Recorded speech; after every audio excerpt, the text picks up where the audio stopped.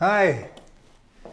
Welcome to, what is this? What are we going to call this, Mike? The Man with the Horns, or are we going to call it a new series? SteuART. SteuART. That's what I'm thinking about now. This is the studio of Eva Neukamm. She's an up-and-coming artist here in Würzburg, and she's part of a big series called Tag des offenen Ateliers. And this is her atelier with wonderful pictures, full of fantasy and dimension. Eva is also an engineer, by the way. But I like to think of her as more of an artist than anything else because it's very, very, very, very interesting what she's doing. And I'm very glad to have met her here. She is Eva Neukamm. Hello, welcome to my studio.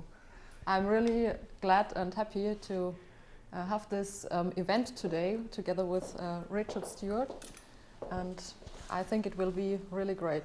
This is not an event with Richard SteuART. This is the event Eva Neukamm. And Richard SteuART. No, yeah, SteuART, yeah. I've been thinking about actually changing my studio so that I could have regular meetings of artists, people that want to recite poems or philosophize. Because in the end, the truth is music and art, visual art, is not just something that you can see or hear. It's something you feel and something you understand, something that moves your thoughts and your soul in the end. What do you think, Eva? Yeah, I agree, absolutely. And I see from many of your paintings that you're speaking from the soul when you paint something. I think it's one of the most important points to get the head off and turn the head off and just be in your soul and paint.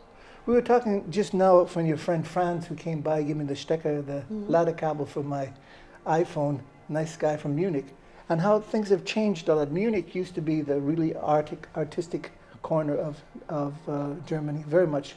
I lived there in the 70s when I first came to Germany.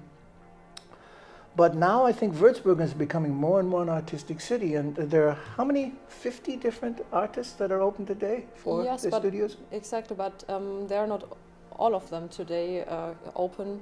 There are a lot of more studios, so yes.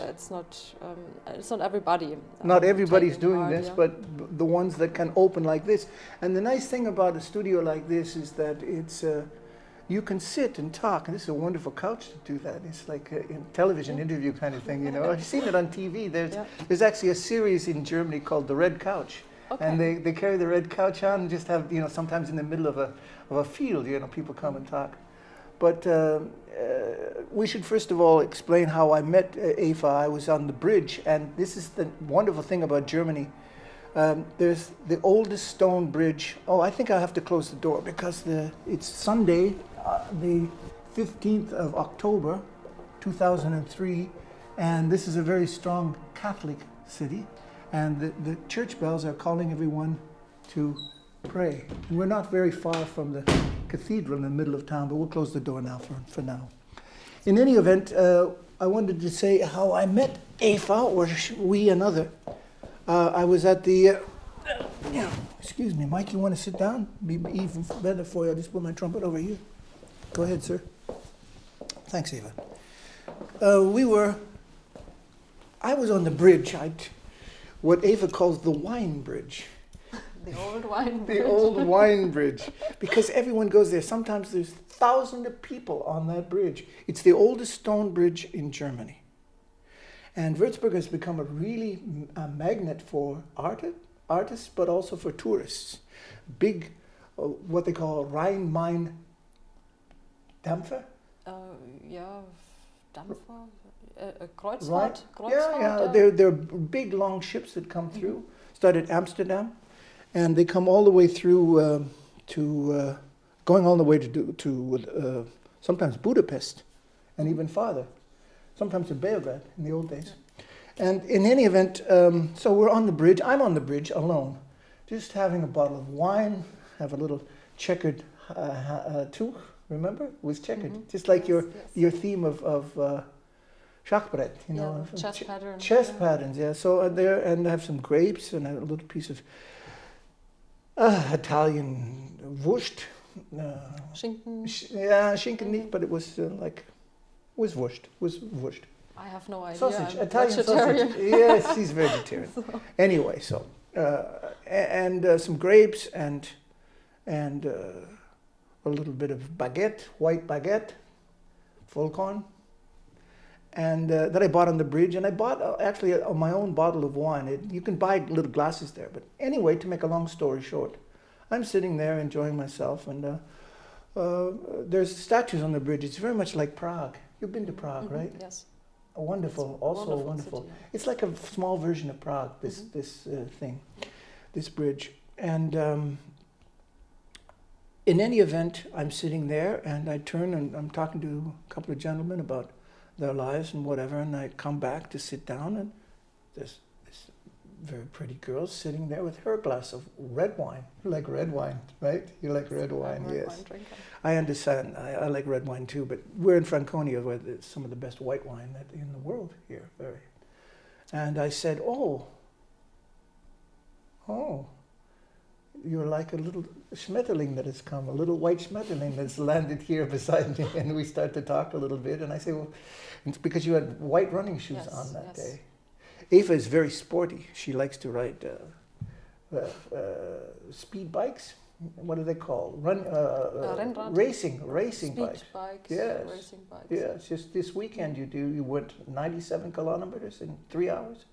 Last weekend, yes. Yes, Kind of yes. that, yeah. Yeah, but you said you were a little tired afterwards, but not so much. No, not so much. Not too much. No, it's not. In any event, so I said to her, "So what is your name?" And she said, "My name is Eva." So we started talking, and she said she's an artist, and I said I'm a musician, and then she said she has a studio, and that we were talking about this exhibition, and I suggested I come and make a little music for her paintings and play for and to her paintings. That's why I've asked my friend Bernd Kremling to come and play percussion. He's going to be here at 1 o'clock. It's now, I think, about 11:30, maybe a little later. I don't know, probably about that. Yes. And we're just going to have a little discussion, a little bit about her motivation for these paintings and what she's been doing. Tell me, Eva, when did you finish your studies, painting studies? My painting studies, I finished this year. She finished this year. Yes, exactly, after 6 years. After 6 years of study. Yes, but I've been painting since I'm 15, Okay. and also How did you start painting? What happened? My father taught me. Did He's he? a painter too. Is he? Yes, and he taught me the basics and everything I needed to know to begin and to start, and that was very helpful for me. And You started when you were 15, but you were looking at his paintings and you seeing him paint yes, and whatever since you were a little yes, girl. exactly. Yes, he has a own room for painting, and He has his own painting studio in his house. Yes, I And where is admire this them. house? It's near Schweinfurt, so In it's not, Schoningen? yeah, it's not so far away. Yes, exactly, and It's called the Hasberg Mountains there, right? Yeah, before that. Oh, okay. Between Schweinfurt and Hasberge. Okay. Yeah. Yes, See, in Germany, if something's 15 kilometers away, they want to be very specific about what it's about. But it's really come from saying kilometer, right? yeah, it's not, Okay, it's only not a big 15 deal. kilometers away. In North America and Canada, we talk about, if something's 200 miles away, then you start to talk about it. It's a little bit farther away, but this is Germany, Around the There's a lot of corner, people, yes, really, there's a lot of people Yeah, here. that's true. Yeah. So, and tell me more. Yes, and I admired him for that, and I felt like I wanted to paint too, and that's what I've been doing till today. So I started painting, and then I started my studies. I thought about studying arts after my Abitur, but then A-levels. I felt A-levels. A-levels, okay. Yes. But then I felt that I have to do something for the environment, and thought about to make a combination of that, and that's what I did. I first studied environmental engineering, Umwelttechnik, it's called in German. Environmental engineering. Yes, and Now you're working on carbon capture. on carbon capture at the moment, yes. And then during my studies, I thought, okay, that could not be all. I really feel that I want this art topic in my life to have that bigger in my life. You need it. I need it, yes, and I painted besides my studies, and took some courses from artists and tried to get in this art field on my own. Mm-hmm. But after I finished my studies of this environmental engineering, I decided to do another study, and that's what I did. That was Bildende Kunst, painting, and I did it beside the job. So it was a very intense time, and I'm very grateful for that. And So happy. you see the combination. Excuse me, you weren't finished. I finished. Yeah. No, I'm sorry. No worries. I had the first, let's say. Exhibition? No, my first art studio. It was a Gemeinschaftsatelier, Okay. with another person. Communal. Yes. With exactly. with another artist. Yes, with another artist, and that was also a very intense time. And we. Was it this Ukrainian artist that I know? No, that I saw it was in Schweinfurt. Oh, I see. And that was before I began to study. So the art accompanies me through my whole life. There's a strong support of artistic endeavors in Schweinfurt. That comes from Fichtel and Sachs, Günter Sachs, who was famous of being the playboy, a German playboy of the 1950s and 60s, hanging around with people like Brigitte Bardot. But there's a strong economic support. It's more Maschinenbau.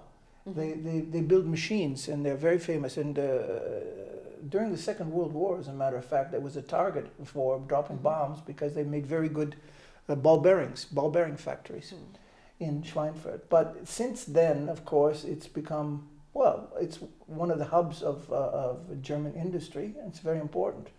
And where there's money, there's also support of art, because you can't just, there's a certain responsibility. That's why I spoke of Günter Sachs. He was actually not so much, he just loved to live in Saint-Tropez and hang around with beautiful women. But he's very famous, Günter Sachs, and especially Fichtel and Sachs, this whole company. Yeah.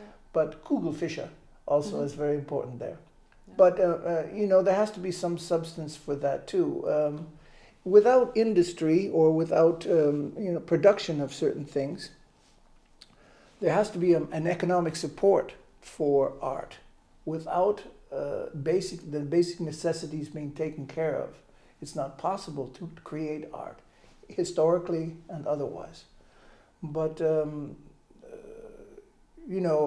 after hunters and gatherers got together and made communities, only then, when there's a certain security of the goods and services that are necessary to support a civilization, then can one begin with artistic endeavor.